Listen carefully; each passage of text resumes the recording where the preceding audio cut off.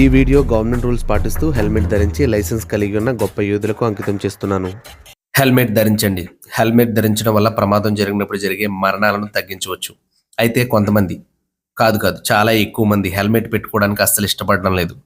ఇంకా కొంతమంది యూత్ అయితే మరీ దారుణంగా తయారయ్యారు. లక్షలు పెట్టి బైక్ కొనుక్కొని 1000 రూపాయలు పెట్టి హెల్మెట్ కొనుక్కోకపోతే ఎలా? ఓకే, కొనుక్కోలేని చవట్ల గురించి పక్కన పెట్టండి. కొనుక్కొని ఇంటిలో పెట్టుకున్న చెత్త వెధవలకి, అలాగే కూడా పెట్టుకుని కూడా తలకి పెట్టుకుని పనికిమాలిన వెధవలకి హెయిర్ ఫాల్ అవుతుందని ఆలోచించే వేస్ట్ గాళ్ళకి చెప్తున్నా. ఈ హెల్మెట్ టాపిక్ వచ్చినప్పుడు ఒక పెద్ద ఆయన హెల్మెట్ లేకుండా బండి నడిపే లంజ కొడుకులు కాదండి, వాళ్ళ తల్లిదండ్రులని అనాలి.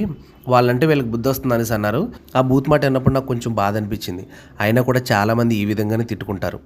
ఏమో మీ ఇష్టం, హెల్మెట్ పెట్టుకుంటారో లేదంటే ఆ పెద్ద ఆయన అన్న మాట నిజం చేస్తారో.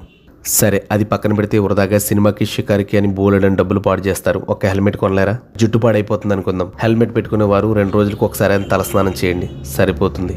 2 రోజుల క్రితం ఏలూరు జిల్లాలో సోమవారపాడు అనే ఊరి దగ్గర యాక్సిడెంట్ని తీసుకుంటే సుమారు 50 సంవత్సరాల వయసు ఉన్న అతను స్కూటీ, 20 సంవత్సరాల వయసు ఉన్న అబ్బాయి యమహా MT-15 బైక్. స్కూటీ అతను డివైడర్ దగ్గర రోడ్డు దాటుతున్నారు. ఈలోపు బైక్ అబ్బాయి 100 స్పీడ్లో స్కూటీని గుద్దేశాడు. స్కూటీ అతను పక్కకు పడిపోయాడు. బైక్ అబ్బాయి ఎగిరి కింద పడ్డాడు.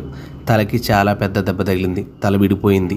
కరెక్ట్గా 2 నిమిషాలు గిలగిలా కొట్టుకుని చనిపోయాడు. స్కూటీ అతనికి కూడా తలకే తగిలింది. తలలో బ్లడ్ క్లాట్ అయ్యి ఐసీలో ఉన్నారు. ఇక్కడ స్పీడ్ అండ్ క్రాస్ గురించి పక్కన పెడితే హెల్మెట్ లేకపోవడం వల్ల ఇప్పటి వరకు మంచి లైఫ్ గడిపిన ఆ పెద్ద ఆయన చావు బతుకుల మధ్య ఉన్నాడు. ఇంకా చాలా లైఫ్ చూడాల్సిన అబ్బాయి చనిపోయాడు.